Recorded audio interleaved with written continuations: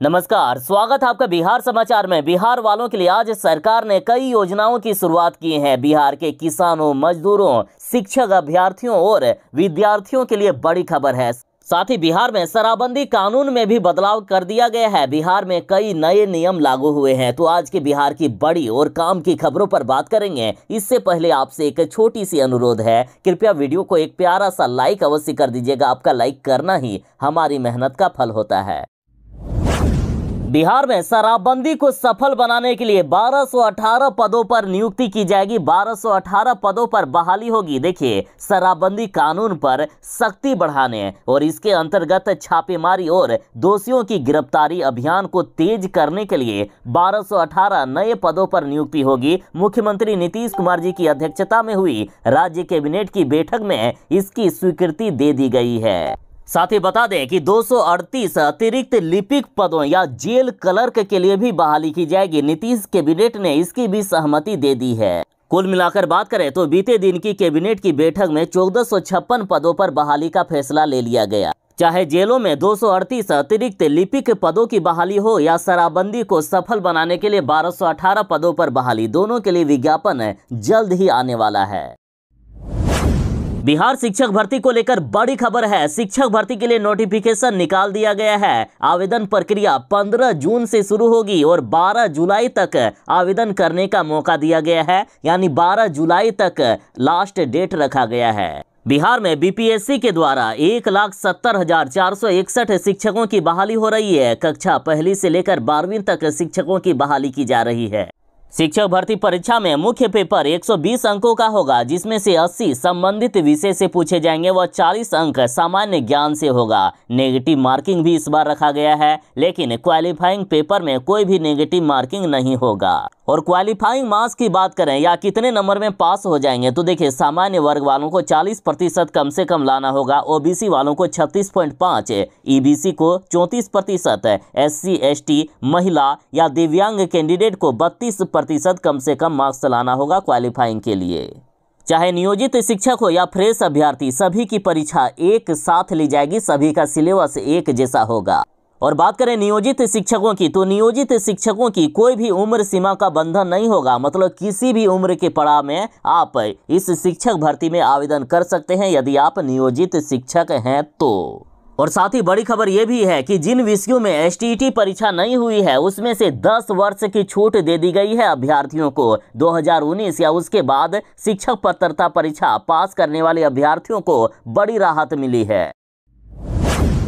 बिहार सरकार ने बिहार के किसानों के लिए बड़े ऐलान कर दिए हैं। बिहार के किसानों के खेतों पर नलकूप लगाया जाएगा। साथ ही बिहार के हर किसान के खेत तक सिंचाई की व्यवस्था सुनिश्चित करने के लिए सरकार ने बड़ा कदम उठा लिया है। तो इधर राजद का कहना है कि खुशहाल हो किसान, तभी देश का हो कल्याण। समृद्ध किसान से ही बनेगा देश महान। देखिए, महागठबंधन सरकार ने किसानों के हितों को ध्यान में रखते हुए कई बड़े फैसले लिए हैं। जैसे राज्य के किसान भाइयों को सब्सिडी पर 4500 नलकूप दिए जाएंगे। जो किसान भाई अपने खेतों पर नलकूप लगवाना चाहते हैं, उनके लिए बड़ी खबर है। सब्सिडी पर बिहार सरकार नलकूप लगाने की व्यवस्था कर दिए हैं। जो भी नलकूप लगाने में खर्चा आएगा, किसानों को सिर्फ उसका 20% राशि का भुगतान करना होगा। शेष 80% राज्य सरकार की ओर से दिया जाएगा। हर खेत तक सिंचाई का पानी 2025 तक पहुंचाने का लक्ष्य सुनिश्चित करने के लिए सरकार ने ठान लिया है। बिहार में शराबबंदी के केस में जो वाहन फंस जाते थे, तो उनको छुड़ाने में काफ़ी ज़्यादा मशक्कत करनी पड़ती थी। या तो उन वाहनों की सरकार के द्वारा नीलामी कर दी जाती थी, या अब तक वाहन की कीमत का 50% राशि जमा करने के बाद ही वाहन ले जाने की व्यवस्था थी। लेकिन अब नियम में बदलाव कर दिया गया है। अब यदि वाहन मालिक जो वाहन का कीमत होगा उसका 10% जमा कर देंगे, तो उनके वाहन को छोड़ दिया जाएगा। देखिए, बड़ी खबर है। शराबबंदी कानून के अंतर्गत पकड़े गए वाहन की कीमत या बीमा राशि का 10% जमा कर वाहन को मालिक ले जा सकेंगे। कैबिनेट ने इसको लेकर बिहार मद्य निषेध उत्पाद अधिनियम 2016 में संशोधन की स्वीकृति दे दी है। बता दें कि अब तक वाहन की कीमत की 50% राशि जमा करने के बाद ही वाहन ले जाने की व्यवस्था थी। मतलब यदि कोई वाहन 30 लाख रुपए का है तो कम से कम 15 लाख रुपए जमा करने पड़ते थे, तभी वाहन ले जाने की व्यवस्था होती थी। लेकिन अब इसके स्थान पर 10% या अधिकतम 5 लाख रुपए का प्रावधान किया गया है। यदि कम रुपए का वाहन है तो 10% देना पड़ेगा, और मान लीजिए कि 80 लाख का वाहन है तो 10% 8 लाख होता है, लेकिन अधिकतम 5 लाख ही देना पड़ेगा। लेकिन वैसे ही वाहन जुर्माना लेकर छोड़े जाएंगे जिनके मालिक प्रत्यक्ष रूप से कानून उल्लंघन में शामिल नहीं होंगे। अब बिहार के शहरों के साथ गांवों को भी स्मार्ट बनाया जाएगा। ग्रामीण सड़कों पर भी लगाए जाएंगे हाई स्पीड कैमरे।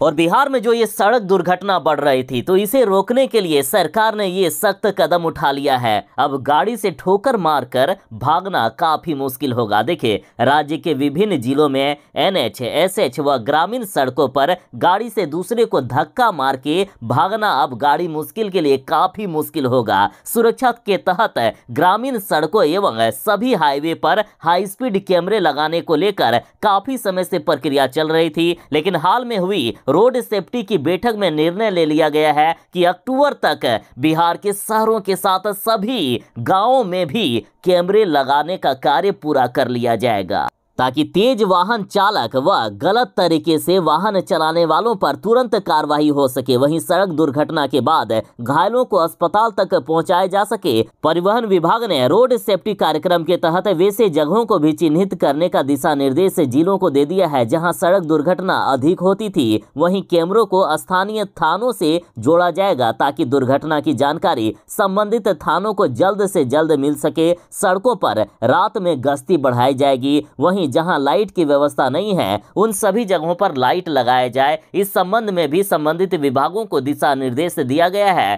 ताकि अंधेरा के कारण सड़क दुर्घटना नहीं हो। बिहार सरकार ने बिहार के गांवों को विकसित करने के लिए तरह तरह की योजनाओं की शुरुआत कर दिए हैं। और इसी बीच एक और बड़ी खबर है, अब बिहार के हर गांव जल्द ही सोलर स्ट्रीट लाइट से जगमग होंगे। बिहार के 8,057 पंचायतों के तमाम गांवों की राह जल्द ही सोलर स्ट्रीट लाइट से जगमग होंगे। पंचायती राज विभाग ने 2 साल पूर्व आरंभ इस योजना को धरातल पर उतारने के लिए कमर कस लिया है। सोलर स्ट्रीट लाइट लगाने के लिए राशि का भी आवंटन कर दिया गया है। साथ ही मुख्यालय स्तर पर भी इसकी सघन मॉनिटरिंग की जा रही है। हाल ही में विभाग के अपर मुख्य सचिव ने विभाग की मासिक समीक्षा बैठक में इस योजना को शीघ्र क्रियान्वयन किए जाने को लेकर सभी जिला पंचायती राज पदाधिकारी को टास्क भी सौंप दिया है। गांव में सोलर स्ट्रीट लाइट लगाने के लिए चालू वित्तीय वर्ष में 371 करोड़ रुपए खर्च किए जाएंगे। मुख्यमंत्री नीतीश कुमार जी ने सीएम स्ट्रीट लाइट योजना की 33% राशि जिलों को आवंटित भी कर दिया है। यानी जिलों को 122 करोड़ रुपए दे दिए गए हैं। जल्द ही बिहार के हर गाँव की सड़कें सोलर स्ट्रीट लाइट से जगमग होगी। देखिए, बड़ी खबर है बिहार के शिक्षकों के लिए। कन्या आवासीय विद्यालयों में केंद्रीय विद्यालय से सेवानिवृत्त, मतलब केंद्रीय विद्यालय से जो रिटायर शिक्षक हैं वे नियोजित होंगे। जब तक कन्या आवासीय विद्यालयों में पर्याप्त शिक्षक की बहाली नहीं हो जाती है तब तक केंद्रीय विद्यालय से सेवानिवृत्त शिक्षक ही कन्या आवासीय विद्यालयों में पढ़ाएंगे। देखिए, अन्य पिछड़ा वर्ग कन्या आवासीय +2 उच्च विद्यालयों में स्नातक, स्नातकोत्तर शिक्षक के पद पर जवाहर नवोदय विद्यालय व केंद्रीय विद्यालय के सेवानिवृत्त शिक्षक संविदा पर नियोजित होंगे। इनके नियोजन की शर्तें वही होगी जो सामान्य प्रशासन विभाग के लिए प्रावधान किया गया है। जब तक नियमित नियुक्ति नहीं हो जाती है तब तक इन सेवानिवृत्त शिक्षकों से ही सेवा ली जाएगी। बता दें कि मुख्यमंत्री नीतीश कुमार जी की अध्यक्षता में हुई राज्य कैबिनेट की बैठक में इसकी स्वीकृति दे दी गई है। बिहार के 72,000 स्कूलों में खुलेंगे यूथ व इको क्लब। बच्चों में नेतृत्व क्षमता, पर्यावरण संरक्षण व जीवन कौशल बढ़ाने के लिए हो रही है ये बड़ी कवायद। इसकी कक्षाएं भी चलेगी। क्लब को बच्चे ही तैयार और संचालित भी करेंगे, मतलब बच्चे ही पढ़ाने का भी काम करेंगे दूसरे बच्चों को। इसमें राज्य के प्राथमिक, प्रारंभिक, माध्यमिक और उच्च माध्यमिक के 72,000 से भी अधिक स्कूल शामिल होंगे और यह जुलाई में शुरू होगा। बिहार शिक्षा परियोजना परिषद द्वारा सभी जिला शिक्षा कार्यालय को सूचित किया गया है। प्रत्येक महीने 2 कक्षाएं यूथ व इको क्लब के लिए होंगे। इसमें बच्चों से सुझाव लिए जाएंगे। यूथ और इको क्लब द्वारा गतिविधियां आयोजित की जाएगी। हर गतिविधि की फोटोग्राफी और वीडियोग्राफी भी की जाएगी और इसे दिसंबर में राज्य कार्यालय में भेजना होगा। और इससे पहले स्कूल स्तर पर वार्षिक कैलेंडर तैयार किया जाएगा। कैलेंडर के अनुसार गतिविधियां कराई जाएगी। बेहतर करने वाले क्लब पुरस्कृत भी होंगे। प्रत्येक क्लब में 20-20 सदस्य होंगे और इसमें 10 छात्र और 10 छात्राएं शामिल है। इसमें एक अध्यक्ष और एक सचिव भी बनाए जाएंगे। और कम से कम की बात करें तो 5 से 6 बच्चों की भी बनेगी यूथ और इको क्लब की टीम। बिहार के कई ऐसे सरकारी विद्यालय थे जिसका अपना भवन था ही नहीं। कई विद्यालय को रेंट पर लेकर चलाया जा रहा था, तो कई विद्यालय की इतनी खराब कंडीशन थी कि पेड़ के नीचे पढ़ाना पड़ता था शिक्षकों को। कुछ विद्यालयों के भवन थे भी तो काफी जर्जर अवस्था में। चाहे बारिश हो, धूप हो, जो भी मौसम हो, बच्चों को काफी परेशानी होती थी। इसलिए बिहार सरकार ने फैसला किया है कि बिहार के 1033 विद्यालयों का होगा अपना भवन। इन विद्यालयों का सरकार भवन बनवा रही है। देखिए, बिहार के 1033 विद्यालयों का अपना भवन बनाया जाएगा। यहाँ जरूरत के अनुसार आधारभूत संरचनाएं विकसित होगी। राज्य सरकार ने इस योजना पर काम भी शुरू कर दिया है। इन विद्यालयों में भवन निर्माण समेत इंफ्रास्ट्रक्चर विकास के लिए 684 करोड़ की योजना की मंजूरी दे दी गई। योजना में भवन निर्माण के साथ साथ पूरे भवन का विद्युतीकरण, शौचालय व यूरिनल निर्माण के अलावा बोरिंग व रनिंग वाटर निर्माण की योजना भी शामिल है। योजना का क्रियान्वयन संबंधित विद्यालय की शिक्षा समिति के द्वारा कराया जाएगा। योजना की मॉनिटरिंग और मूल्यांकन विद्यालय स्तर पर विद्यालय के प्रधानाध्यापक, प्रखंड स्तर पर प्रखंड शिक्षा पदाधिकारी, जिला स्तर पर जिला शिक्षा पदाधिकारी और राज्य स्तर पर बिहार शिक्षा परियोजना परिषद के राज्य परियोजना निदेशक व प्राथमिक शिक्षा निदेशक के द्वारा किया जाएगा। नीतीश कैबिनेट ने बड़ा फैसला ले लिया है। अब बिहार में एएनएम की बहाली लिखित परीक्षा के द्वारा होगी। बिहार में लिखित परीक्षा ली जाएगी, उसके बाद ही एएनएम की बहाली होगी। साथ ही इनका संवर्ग पहले जिला स्तर पर होता था, लेकिन अब इनका संवर्ग राज्य स्तर पर होगा। अब तक बिहार में एएनएम की जो नियुक्ति होती थी वो नियुक्ति अंकों या काउंसलिंग के आधार पर होती थी। यानी सीधा सीधी कहिए कि एएनएम की बहाली डायरेक्ट किया जाता था, सीधी बहाली होती थी। लेकिन अब लिखित परीक्षा ली जाएगी। जो परीक्षा में पास होंगे उन्हीं को एएनएम बनने का मौका मिलेगा।